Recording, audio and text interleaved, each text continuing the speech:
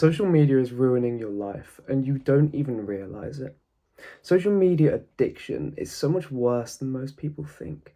Most people think they're going through life and they use social media the same as everyone else, but if everyone else smoked, just because they smoke doesn't make it any less bad for you to smoke. It's still bad for you.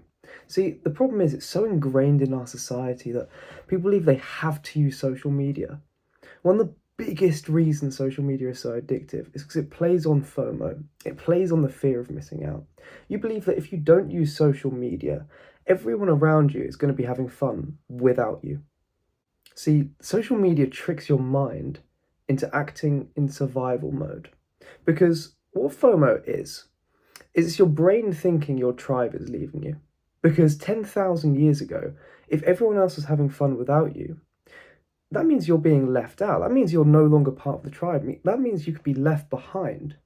And that almost certainly would mean you would die.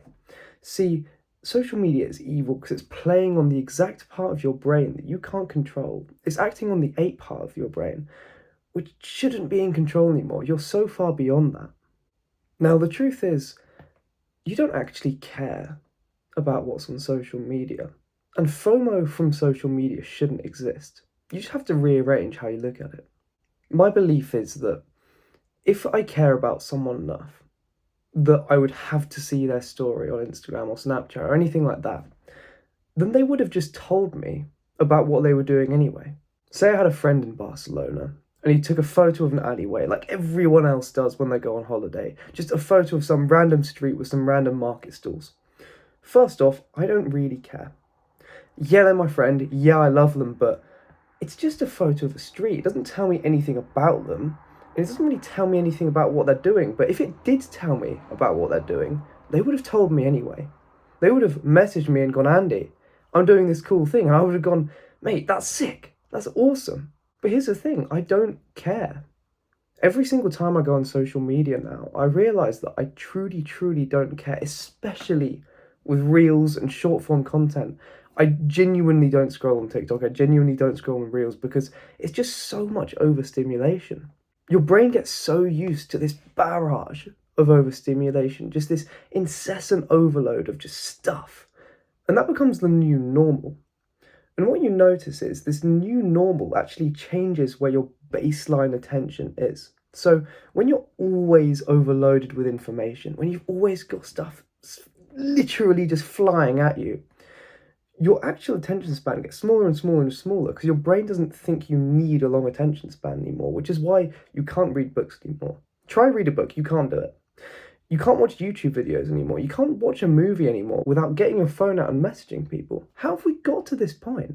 And another problem with this is the highs are high from all this overstimulation, but the lows are even lower. We know that every high comes with a low. If you smoke, you're going to feel good for a bit, and then afterwards you're going to have a little crash. Same with caffeine. You get high, you get low. The problem with social media is it stimulates you so much that your brain has to drop afterwards. Your brain gets so used to the overstimulation that anything that isn't as stimulating just isn't fun anymore. It's actually a really good way of making productivity more fun. If you cut out social media, doing productive stuff automatically becomes better because you no longer have that overstimulation. Your baseline happiness rises. There's no more of these huge highs, so rather than these massive dropping lows, everything becomes a bit more balanced.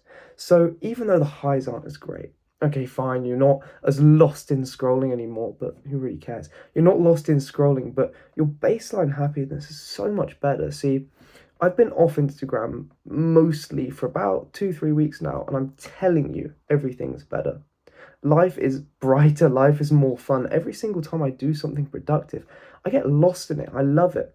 I'm so addicted to the gym now that earlier I went to the gym, I didn't even think about it. I was just driving along and went, hang on, how did I get here? Imagine that. Imagine being so productive that you go to the gym without even thinking about it. You don't even consider it because social media would stop you. If I spent all day scrolling, I'd be sat on Instagram in bed and I wouldn't have gone to the gym because I wouldn't have even thought of it. But here's an even more special thing about quitting social media is you end up being bored all the time and everyone goes, oh no, I can't be bored. That'd be awful, right? But if you're bored, that leaves space for thought. And thought means you have to do stuff. Because if you just sit alone all the time, you'll get bored, you will go insane. That means you have to do stuff, which means you're gonna go to the gym, you're gonna study, you're gonna do all the good habits you want to do. If you want to be the person you want to be, if you want to be a better person, quit social media, subscribe to this channel. We'll talk about way more of this kind of stuff in future.